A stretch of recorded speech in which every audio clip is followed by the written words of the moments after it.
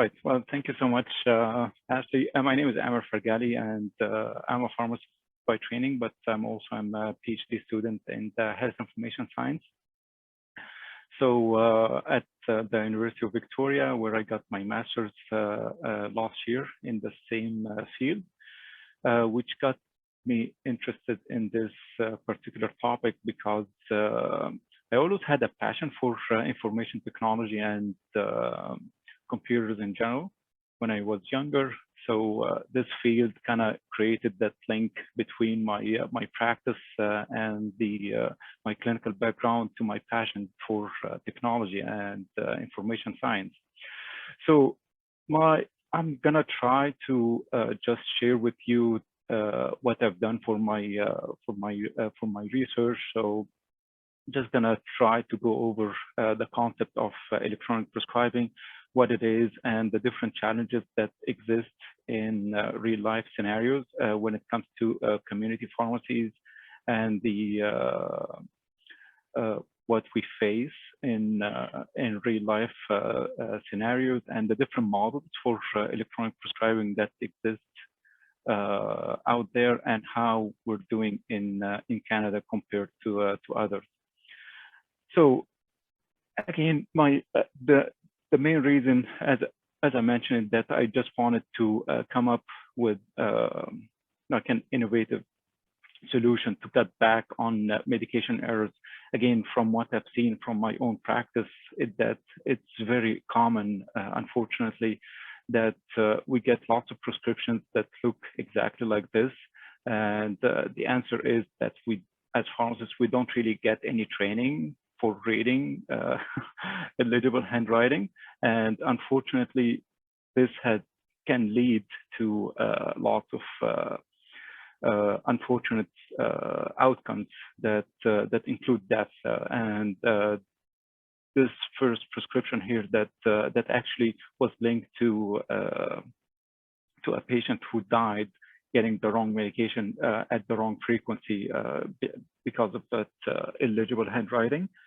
And there was a big lawsuit about it in the States. But there was something that I figured that was missing from the entire prescribing process. And again, at that point, I was just at the beginning of my studies and just in the first year throughout the program.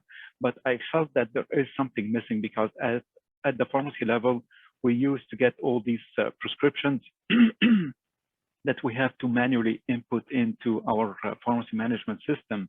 And lots of these are actually typed or electronically generated from the prescribers. So I was just curious, like, why can't we just get it directly input it into our system and save us that trouble of manually inputting all the information again into our system, which again introduces some sort of human intervention that could lead to errors during the transcribing process of the actual prescription.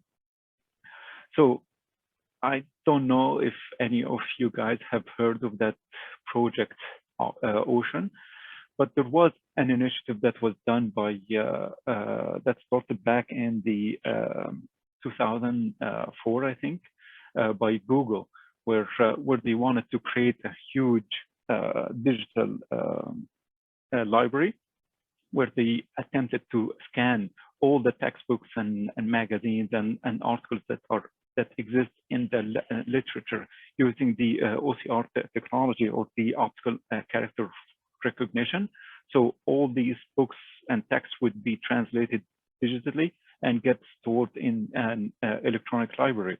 And by the end of 2019, they managed to do this for more than 40 million books. So I figured, like, why can't we do the same when I get that prescription at the pharmacy counter? I would just scan it and then using this OCR technology and just have it displayed or show up in my system right away instead of just manually typing it all over again. And again, depending on the person receiving that prescription, like how familiar that they are with the medications and all that kind of stuff that could lead to a potential medication error.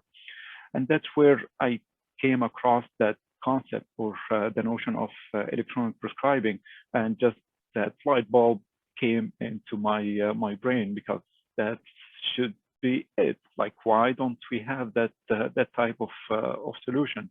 So basically, or simply speaking, what's the definition of electronic prescriptions or electronic prescribing systems, is that we are creating this electronic prescription at the prescriber's level, or using an electronic medical record in the prescriber's office, whether it's a physician, dentist, physiotherapist, regardless of their practice or where they are. But it just includes the securely transmitting this prescription electronically directly to the pharmacy management system, to any pharmacy pretty much that could provide that service. So it's been proven and have been studied a lot that it does have like electronic prescribing systems could improve the clinical outcomes and patient care, improving safety, because it just simply reduces those paper prescriptions that we receive at the pharmacy, whether they are handwritten on a piece of paper, which is unfortunately still pretty common, or these electronically generated ones, like they get printed on a piece of paper that are nicely typed.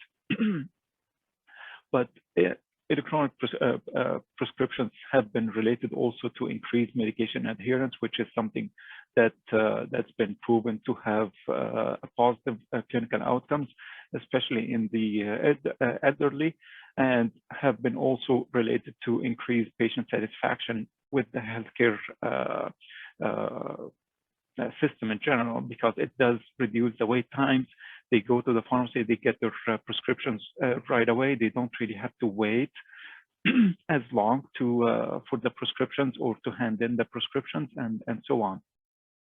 And it's been also associated with increased or improving patient safety, because again, the main goal is to reduce any transcribing errors that are basically related from poor, illegible handwriting, or any type of missing information that's pretty common on paper prescriptions. And for that reason, here in Canada, there was an initiative that was done by Canada Health InfoWay, and they managed to get a substantial amount of funding from the federal government to implement a national e-prescribing platform across the country. And this 100 million, that's just the 1 year funding figure, but the number is way more substantial than this figure. But just to highlight what I mean about medication error, because it could be lots of things, and there is a large debate about what is a medication error. So I just wanted to split them between the prescribing error and the dispensing errors that could happen related to your prescriptions or the medications in general. So prescribing error is just related to basically the choice, like what would be the best drug of choice that I want to choose to treat certain condition, or anything related to the writing process or the generating the prescription side that could lead to less than less than optimal clinical outcomes, or that could increase the risk of harm.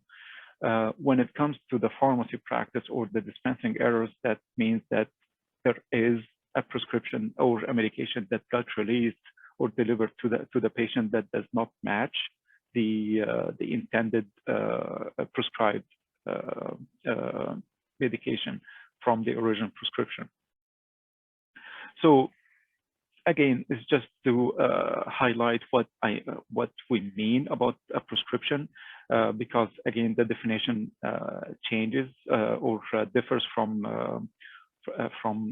country to the other. But my main focus was just in Canada here. So here we define a prescription as an authorization from a prescriber to dispense a specific drug to a specific patient. Whether like it doesn't really have to be a drug, but it could be a device as well to be used in a certain individual, or it could be an animal as well, because we get lots of prescriptions from veterinarians as well. So prescribing in general, or any type of prescription, does involve the 3 Ps, which are the patient, prescriber, and the pharmacist. So when it comes to paper prescriptions, there is lots of challenges, and unfortunately, I don't know if you've seen or have you had a prescription before, but on my side, in real life scenarios, I've seen so many ruined or altered prescriptions, because there is big chance of losing paper prescriptions, whether patients lose it or forget it, or your dogs have their way, or your toddler have their way with it.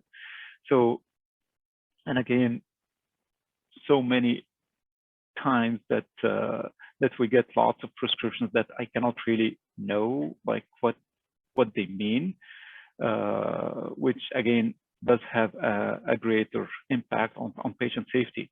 So in Canada here, we decided to define electronic prescriptions as the secure and transmission of a prescription between a practitioner to a pharmacist management system directly, using a secure link or a two-way communication that should exist between the prescriber and the pharmacy directly. So there are, sorry, slide jumped. So there are a couple generations of the electronic prescribing process that have evolved throughout time. So the first generation refers to that electronic medical record systems, where the prescribers are able to electronically generate their prescriptions, but at the end of the day, they have to print it on a piece of paper and hand it to the patient for them to bring it to a pharmacy of their choice, or they are able to fax it to any pharmacy. So at the end of the day, we end up with a piece of paper, whether it's handed by the patient or we need to grab from the fax machine that we need to manually input it on into our pharmacy management system. But there is that second generation, which allowed the direct transmission between the electronic medical record or the prescriber system directly to the pharmacy system, whether using the push model, where the prescriber would send a prescription to a specific pharmacy of choice, or they are able to upload that prescription or the electronic prescription to a central cloud, where any pharmacy having this technology would be able to access those central servers and download the prescription and be able to dispense it as such. So there are different countries and that are using or choose to use different models. I don't know if you're going to be able to identify those flags or not, but for example, here in Canada, we're mainly using the push model that's been adopted by Canada Health Infoway in their national platform that's called Prescribe It. The US SureScript systems, they're using the same push model as well.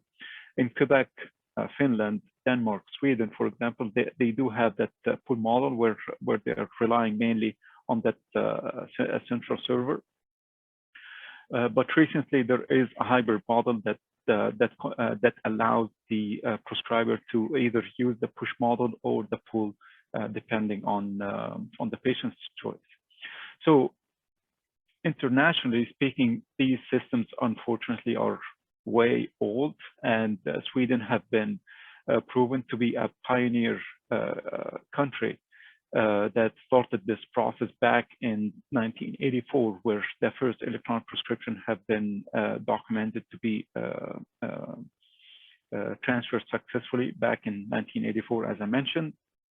Denmark and Finland are way known for widespread adoption of these systems as well, where in fact in Finland, you can get a prescription transferred to a totally different country, which is Estonia, using different systems, using different, even different language, but they managed to establish that widespread system between different countries. And if you get your prescription in Finland and you decided to cross the water there, and you need to fill it in Estonia, you would be able to do so. So there are some attempts that happened back in 2009 in Canada here by the Public Health Authority here back in 2009, but it was very local, and it did not see like the adoption was very limited, and until 2017, where Canada Health Employee decided to give it another try and establish that national platform. But again, only few provinces that showed interest that in adopting the system, including Alberta, Ontario, Manitoba, and Nova Scotia, New Brunswick, and Newfoundland. Unfortunately, BC had opted out, and they're not really interested in it. But again, I had those questions about like how the pharmacists here in Canada perceive, like what are their thoughts about electronic prescribing systems and their impact on medication errors and the productivity in general. And if there was any relationship between the different types of prescriptions received. And what I mean by that, it's the different format of the prescriptions received in the community, whether it's handwritten or electronically generated, faxed, or received electronically using an e-prescribing system. So I just wanted to see like what is happening in real life scenarios. So I was just relying on, or I have done a secondary analysis on a pharmacist national survey that was done by Canada Health Infoway, where they surveyed the use of technology between community pharmacies as well. So my sample was fairly decent, that allowed me to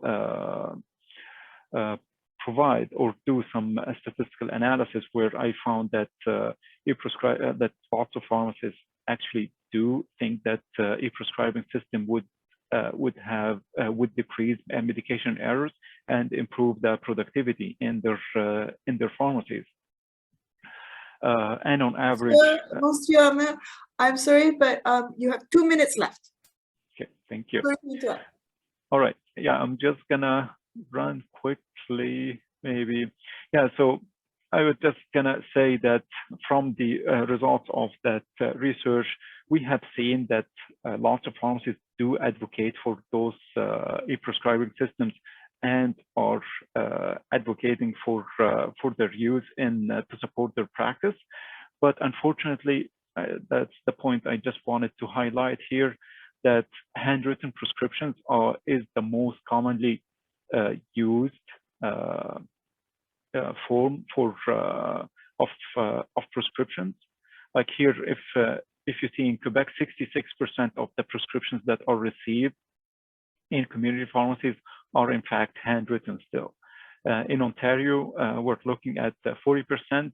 In BC, we're looking at, again, around 40%.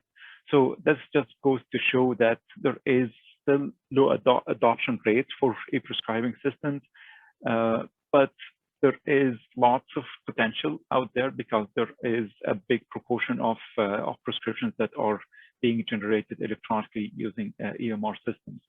So again, there is unfortunately very low research from the from what I found from my background research that was done in community practice, especially in Canada, even though that 96% of the pharmacists in Canada are in fact community pharmacists, but there is not enough research that covers this this area. That's why I'm advocating for it, and hopefully in the future we'll see more of those. But yeah, sorry, I ran out of time. But if you have any questions, please let me know.